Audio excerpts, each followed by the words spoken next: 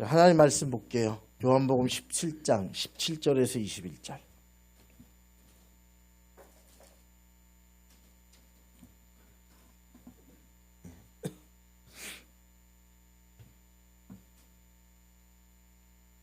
제가 봉독해 드릴게요. 그들을 진리로 거룩하게 하옵소서. 아버지의 말씀은 진리니이다. 아버지께서 나를 세상에 보내신 것 같이 나도 그들을 세상에 보내었고 또 그들을 위하여 내가 나를 거룩하게 하오니 이는 그들도 진리로 거룩함을 얻게 하려 함이니이다. 내가 비옵는 것은 이 사람들만 위함이 아니요 또 그들의 말로 말미암아 나를 믿는 모든 사람들도 위함이니 아버지여 아버지께서 내 안에 내가 아버지 안에 있는 것 같이 그들도 다 하나가 되어 우리 안에 있게 하사 세상으로 아버지께서 나를 보내신 것을 믿게 하옵소서. 아멘. 임마누엘 찬양대 찬양으로 하나님께 영광을 올려드리겠습니다.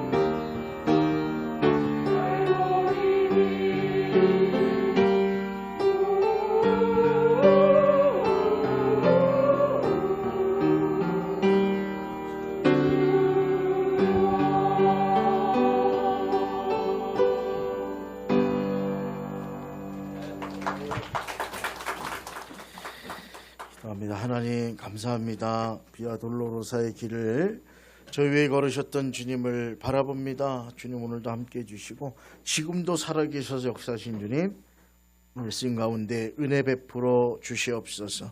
예수님의 이름으로 기도 올리옵나이다. 아멘. 우리 같이 선포하겠습니다. 시작. 내 삶을 바꾸는 능력의 선포문. 나는 예수님을 믿고 거듭난 하나님의 자녀입니다. 하나님은 오늘도 나에게 필요한 지혜를 주시고 나를 언제 어디서나 보호해 주실 것입니다.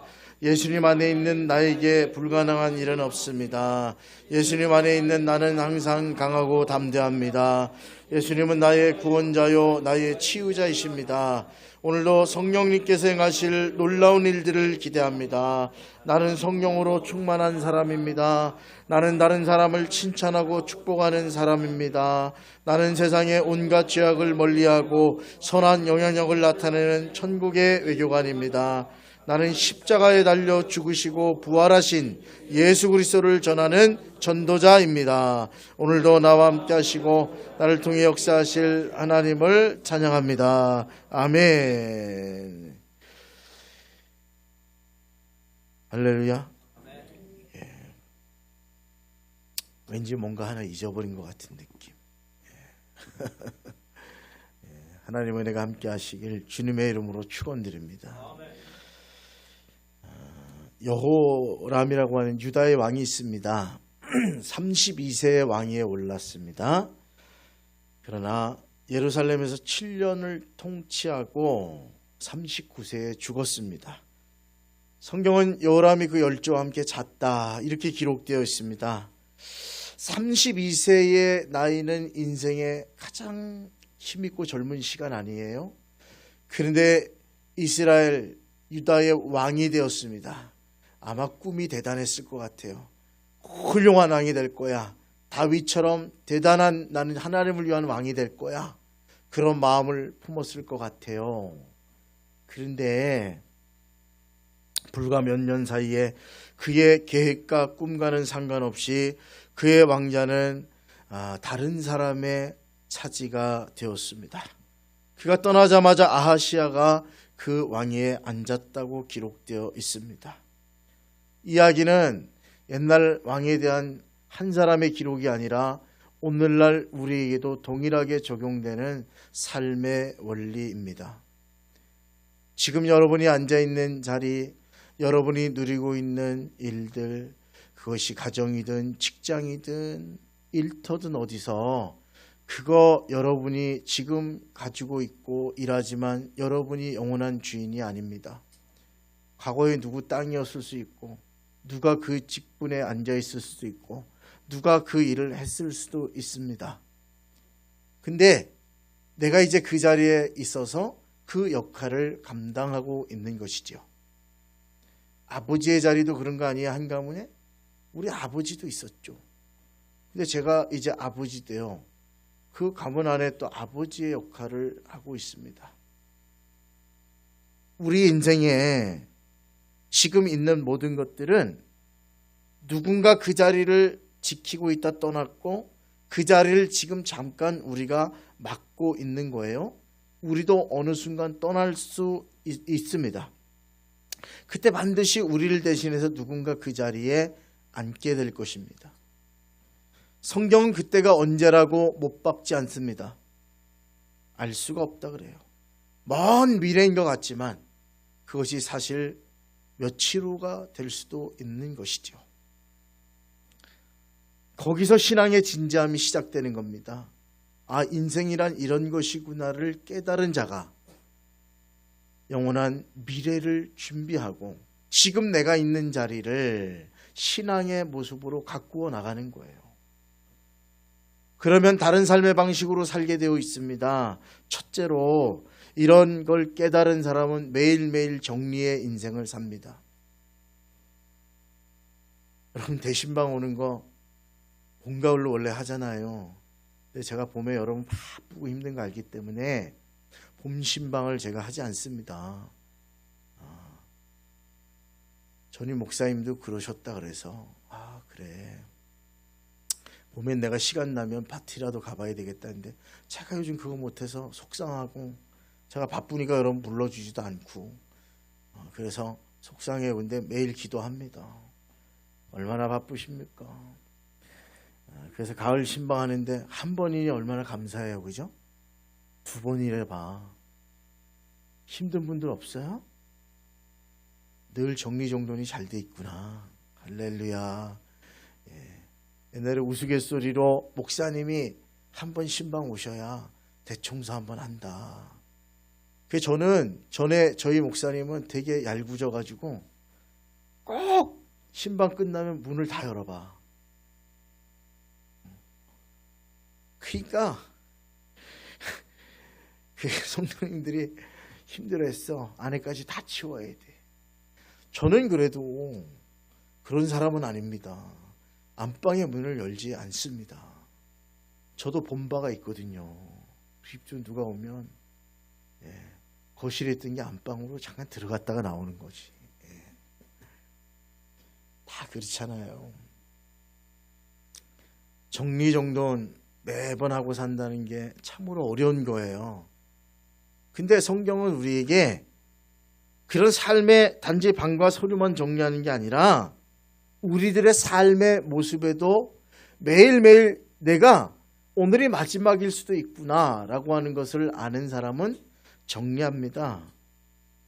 여러분, 내가 떠나고 나면 누군가 내가 가지고 있던 것들을 보게 될 것이고, 뭐 일터 직장도 아니에요.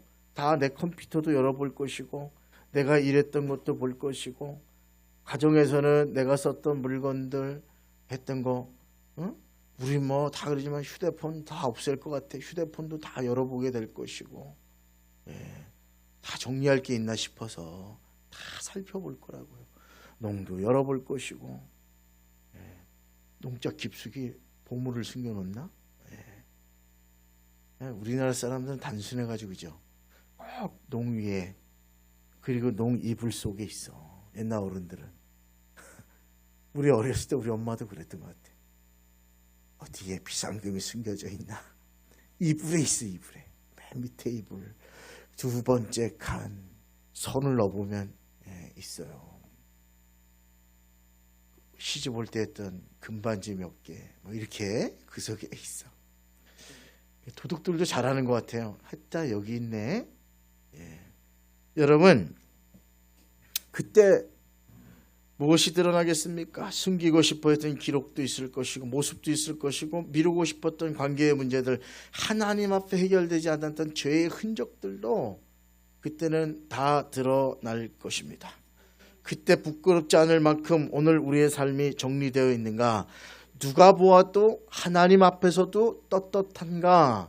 이것이 신앙인들의 첫째 질문이 되고, 언젠가 어쩌면 내일이라도 내 자리에 누군가 앉는다. 그래서 내일로 정리를 미루지 않습니다. 미루어진 사과는 오늘 하게 되어 있고요. 미루어진 잘못된 관계는 오늘 정리하게 되어 있고요. 내가 하나님 앞에 사람들 앞에 부끄러운 일들은 오늘 정리하는 것입니다. 그것이 신앙인의 모습이지요. 사랑하는 여러분, 저와 여러분은 주님, 내가 지금 이대로 떠나도 되겠습니까? 라는 질문을 하고 그 질문에 부족하지만 그래도 주님 떠날 수 있을 것 같습니다. 라고 하는 삶의 정리된 모습을 날마다 갖고 살기를 주님의 이름으로 부탁을 드립니다. 두 번째로 내 자리에 앉을 사람을 의식하는 사람은 자기 자신을 더 객관적으로 바라보게 됩니다. 우리는 남의 허물에는 밝지만 자기의 허물에는 어두운 면이 있습니다. 다른 사람의 말투, 성격, 이기심은 잘 보지만 내 말투와 내 이기심은 잘 보이지 않습니다. 그래서 수많은 갈등과 어리석음이 나 자신을 보지 못하는 곳에서 시작한다는 사실 잊어버릴 때가 많습니다. 제가 새벽에도 말씀드렸죠. 다른 사람과의 관계에 문제가 있다면 그 사람이 문제가 아니라 나 자신이 문제일 수 있습니다. 많은 성도들이 나를 존중하지 않는다면 그것은 성도들의 문제가 아니라 나 자신의 문제일 수 있습니다. 많이 낮아지고 주님 닮아간 모습으로 섬기는데 어찌 하나님이 세워주지 않고 주님 말씀처럼 낮은 곳에 겸손한 자리로 서는데 너가 낮아져라 내가 높이리라. 높은 자리를 탐하지 마라. 부끄러움을 당할까 한다. 내가 너를 높이리라. 우리가 낮아지면 말하지 않아도 사람들이 나를 높여주고 나를 존중해 주게 되어 있습니다. 그게 아니라면 나 자신이 문제인 것입니다. 그래서 이 신앙에 있는 사람은 객관적으로 자신을 볼 수 있어요. 나 자신의 눈이 아니라 나를 대신해 지금 이 자리에 앉을 사람의 눈으로 나를 바라보죠. 내가 떠난 이 자리에 앉을 사람은 나를 어떻게 기억할까? 일은 많이 했지만 사람 참 힘들게 하는 분이었다. 신앙은 열심이었는데 실제 삶은 그와 좀 달랐다. 사역은 열정적이었는데 늘 사람들을 희생시켰다. 가족을 힘들게 했다. 목회자는 그렇죠. 성도들 위해 산다면서 가족을 힘들게 하는 이들도 많습니다. 이렇게 미래의 눈으로 나를 바라보는 사람은 자신을 객관적으로 돌아보게 되고, 그래서 지나친 욕심을 줄이고 해야 할 일을 미루지 않고 하지 말아야 할 것을 고집스럽게 하겠다 하지 않고 그것을 내려놓을 수 있는 그런 삶의 여유가 그 사람에게 생기게 되어 있습니다. 셋째로, 이런 사람은 눈앞에 있는 사람만 보는 게 아니라 눈에 보이지 않는 사람까지도 바라보는 넓은 시각을 갖게 되어 있습니다. 오늘 우리 교회가 이런 거 가져야 되지 않나 싶습니다. 봉사가 없는, 섬김이 없는 신앙은 껍데기에 불과합니다. 우리의 봉사는 대개 지금 당장 눈앞에 있는 사람, 나와 관계 있는 사람에만 국한되어 있을 때가 많아요. 나와 같은 이익 집단이라든가 나와 같은 성도들, 나와 같은 가족, 교회 안에서만 나의 눈이 머물러 있고 거기에만 섬김을 하면 된다고 생각할 때가 있습니다. 그러면 교회와 종교도 우리만을 위한 이기적인 집단으로 그렇게 보여지게 되어 있습니다. 가족을 사랑하잖아요. 근데 가족만 사랑하면 그 사람은 이기적인 사람이에요. 우리 교회만 섬기고 사랑하면 그는 이기적인 사람이에요. 우리 교회가 우리 교회만이라고 얘기하면 우리는 바로 이기적인 집단이 되고 마는 것입니다. 중국에 2대 강이 있다며요. 황하는 내가 알고, 하나는 뭐예요? 양쯔강? 맞죠? 이게 2대 강이래요. 우리나라는 뭐죠? 제가 볼 땐 제일 긴 강이 한강하고 낙동강이 아닐까 싶어요. 다른 강도 있지만, 금강도 있네. 이것도 엄청 큰 강이라 그러던데, 전라도에서 발원해가지고 충청도를 다 거쳐가지고, 그죠? 충북도 지나나 이게? 잘 모르겠네. 충북 지날 거예요. 내가 알고. 장수라는 곳에서 발원해가지고 뺑 돌아가고 충남으로 해가지고, 이렇게 세종으로 오든가 이렇게 해서 공주 부여를 해서 군산으로 전라도까지 가는구나. 금강. 사람들이 저보고 왜 백마강이냐고. 백마강이 어디 왜냐고 했어. 내가 우리 장로님한테 들은 얘기를 했지. 옛날에 그 소종방인가 뭐 당나라 군대가 와서 이 당나라가 백제를 치려고 그랬는데 저놈의 강에 용이 살아가지고 그게 안 됐디야. 그래서 자기가 타고 온 백마를 낚싯대에 묶어가지고 던졌더니 백마를 덥석 물었대, 용이. 그래서 그 용을 잡는데 너무 힘을 써가지고 그가 앉았던 바위에 엉덩이 자국이 있디야. 낙함 앞에. 그래서 이 백제 사람들이 이 도시 옛날 백제 수도니까 여기를 금강인데 이게 요 구간만 백마강이라고 부른단다. 오, 그러냐고. 또 장로님들 덕분에 내가 또 아는 척했지. 저기 세종대왕 아니고 성왕인 거 이제 알고, 계백장군인 거 제가 알아요 이제. 이순신 장군이 칼만 차고 있었는데 여기는 말을 타고 계셔가지고, 백제 처음 이사 와가지고 백제 대단한데 세종대왕이 있어.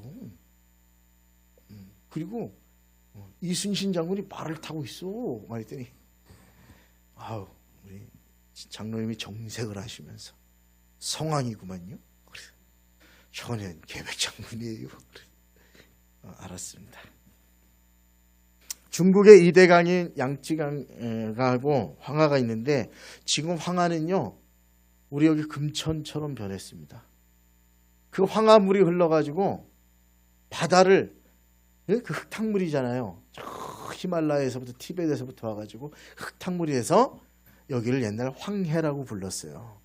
위성 사진을 보면 그 흙탕물이 바다를 점령해갖고 누렇게 보인다 그래가지고 황해예요. 근데 요즘 그 물이 엄청 줄었대요. 또랑처럼 변했대요. 양대 강이었는데 홍수 때만 지금 늘어나가지고 피해를 너무 많이 준다는 거예요. 평상시엔 너무 작다는 거예요. 그 이유를 찾았는데 다른 건 아니고 오랜 세월 동안 그 상류 지역에 양을 키우던 사람들이 방목을 하기 위해서 나무를 무분별하게 채취하고 그리고 야생동물들을 그 중국 사람들은 야생동물을 잘 먹나 봐요.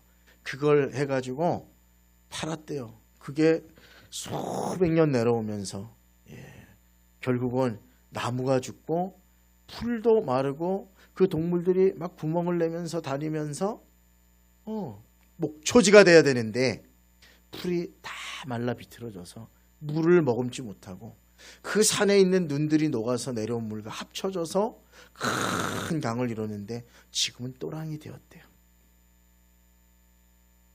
아마 거기 위에 상류에 있던 사람들은 자기 가족을 위해서 마을을 위해서 더 큰 목초지를 만들고 나름대로 열심히 살았다고 그렇게 했는데 그들이 만들어낸 결과는 지금 1980년대 후반부터 그렇게 변하기 시작해서 지금은 많은 사람들 심지어 이 자기들이 있었던 몇십 년 안 돼서 미래 세대에 보이지 않는 사람들에게 큰 피해를 입히고 눈앞에 이익만 쫓는 사람들로 그렇게 되었습니다. 자기들 양도 못 키워 이젠 풀이 없어서. 내 가정을 위해서 내 교회를 위해서 내 공동체를 위해서 헌신한다고 말하는데 그러나 내가 떠난 지 이 자리를 이어받을 사람들 다음 세대들 아직 만나지 못한 이들을 얼마나 생각하며 그 헌신을 선택하고 있을까.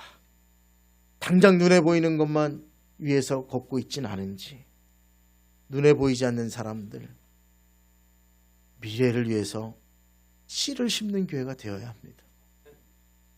이 예배당 난 잘 모르지만 여러분들이 정말 넉넉할 때 지신 거예요? 난 아닐 것 같아. 진짜 그 시절 어려운 시절에 합쳐서 이 교회 진 것 같아요. 39년 됐다 그랬잖아요. 이거 건물이 40년 이제 돼가는 거 아니죠? 저기 시레트 집에 있다가 일로 옮겨와가지고 이렇게 했는데 지금도 쓰고 있는 거예요. 그때 했던 분들 중에 돌아가신 분들도 많겠죠. 아직 살아계신 분들도 있지만 앞으로는 어떻게 될까요? 그래요. 우리가 하는 일들은 씨를 심는 일, 미래를 위한 일들이 되어야 됩니다. 지금 내 당장의 이익, 나의 이익, 내 것을 생각하면 그 일들을 못하잖아요. 오늘 예수님도 그랬어요. 오늘 특별히 20절 말씀인데 같이 읽을게요.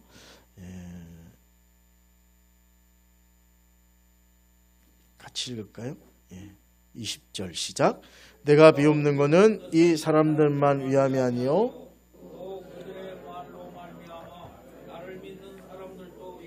아멘.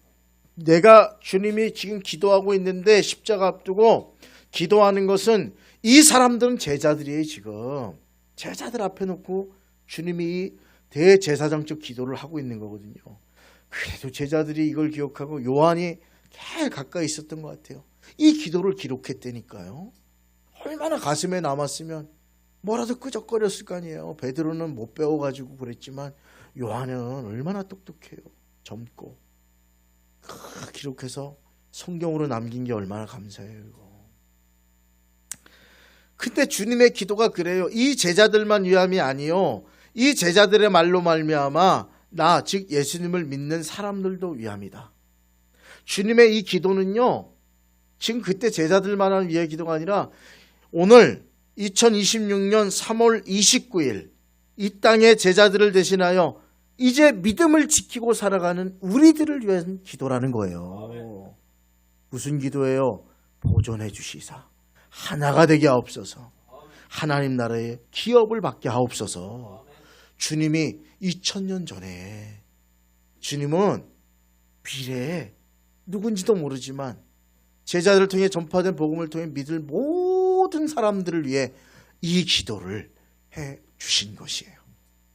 그 주님은 그래서 미래를 바라봤기 때문에 그때 교주들처럼 당장 내 앞에 거 바라보고 유익을 취한 게 아니라 수천 년 후에 구원받을 모든 영혼들을 위해 기도하시고 십자가의 길로 나갈 수 있었던 것입니다.